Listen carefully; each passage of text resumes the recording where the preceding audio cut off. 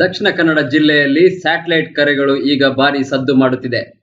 ಕಳೆದ 3 ದಿನಗಳ ಹಿಂದೆ ಜಿಲ್ಲೆಯಲ್ಲಿ ಹೈ ಅಲರ್ಟ್ ಘೋಷಿಸಿದ ನಂತರ ನಡೆದ ವಿದ್ಯಮಾನಗಳು ಜಿಲ್ಲೆಯ ಜನರನ್ನು ಆತಂಕದಲ್ಲಿರುವಂತೆ ಮಾಡಿದೆ. ದಕ್ಷಿಣ ಕನ್ನಡ ಜಿಲ್ಲೆಯಲ್ಲಿ ವಿದೇಶಗಳಿಗೆ ನಿರ್ಬಂಧಿತ ಸ್ಯಾಟಲೈಟ್ ಫೋನ್ ಮೂಲಕ ಕರೆಗಳು ಹೋಗಿರುವ ಹಿಂದೆ ಇದೀಗ ರಾಷ್ಟ್ರೀಯ ತನಿಖಾ ದಳ ಬಿದ್ದಿದೆ. ಬೆಳ್ತಂಗಡಿ ತಾಲೂಕಿನ ಗೋವಿಂದೂರು ಪರಿಸರದಲ್ಲಿ ನಿರಂತರವಾಗಿ ವಿದೇಶಗಳಿಗೆ ಕರೆ ಹೋಗುತ್ತಿರುವ ಮಾಹಿತಿಯನ್ನು ಕೇಂದ್ರೀಯ ಗುಪ್ತಚರ ಇಲಾಖೆ ಕಲೆ ಹಾಕಿದೆ. ಈ ಮಾಹಿತಿಯ ಮೇರೆಗೆ ರಾಷ್ಟ್ರೀಯ ತನಿಖಾ ದಳ ಬೆಳ್ತಂಗಡಿಯಲ್ಲಿ ತನ್ನ ತನಿಖೆಯನ್ನು ಮುಂದುವರಿಸಿದೆ. ದಕ್ಷಿಣ ಕನ್ನಡ ಜಿಲ್ಲೆಯಲ್ಲಿ ಮತ್ತೆ ಉಗ್ರರ ಹೆಜ್ಜೆಗಳು ಮೂಡಿದೆಯೋ ಎನ್ನುವ ಸಂಶಯ ಮೂಡಲಾರಂಭಿಸಿದೆ. ಈ ಹಿಂದೆ ಮಂಗಳೂರಿನ ಉಳ್ಳಾಲದಲ್ಲಿ ಉಗ್ರರ ಚಟುವಟಿಕೆಗಳಿಗೆ ಸಂಬಂಧಿಸಿದಂತೆ ರಾಷ್ಟ್ರೀಯ ತನಿಖಾ ದಳ ಕೆಲವರನ್ನು ವಶಕ್ಕೆ ಪಡೆದಿತ್ತು.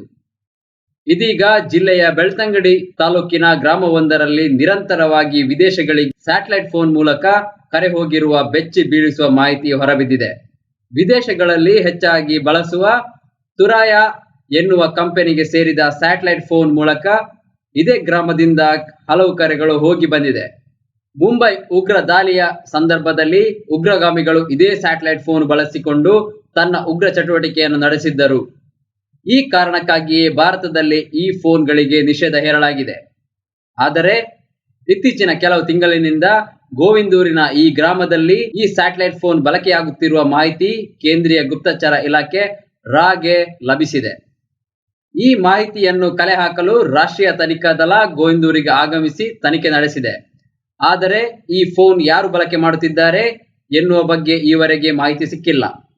ಅರಬ್ ದೇಶಗಳಲ್ಲಿರುವ ವ್ಯಕ್ತಿಗಳು ಈ ಸ್ಯಾಟಲೈಟ್ ಫೋನ್ಗಳನ್ನು ಇಲ್ಲಿ ಉಪಯೋಗಿಸಿರುವ ಸಾಧ್ಯತೆಯೂ ಇದ್ದು, ಇದೇ ಫೋನ್ ಮೂಲಕ ವಿದೇಶಗಳಿಗೆ ಕರೆ ಹೋಗಿ ಬಂದಿರುವುದು ಸ್ಪಷ್ಟವಾಗಿದೆ. ಸ್ಥಳೀಯರ ಮಾಹಿತಿ ಪ್ರಕಾರ ಗೋವಿಂದೂರು, ಜಾರಿಗೆಬೈಲು, ನಾಳ ಮೊದಲಾದ ಗ್ರಾಮಗಳಲ್ಲಿ ಕೆಲವು ಮಸೀದಿಗಳು ಕಾರ್ಯಾಚರಿಸುತ್ತಿದ್ದು, ಈ ಮಸೀದಿಗಳಿಗೆ ಕೇರಳದಿಂದ ಹಲವು ಅಪರಿಚಿತ ವ್ಯಕ್ತಿಗಳು ಬರುತ್ತಿದ್ದಾರೆ. ಸ್ಥಳೀಯರಿಗೂ ಈ ವ್ಯಕ್ತಿಗಳ ಪರಿಚಯವಿಲ್ಲ. ಅಲ್ಲದೆ ಮಸೀದಿಗಳಲ್ಲಿ ನಿರಂತರ ಮೀಟಿಂಗ್ಗಳನ್ನು ಮಾಡುತ್ತಿರುತ್ತಾರೆ ಎನ್ನುವ ಮಾಹಿತಿಯನ್ನು ಸ್ಥಳೀಯರು ನೀಡಿದ್ದಾರೆ.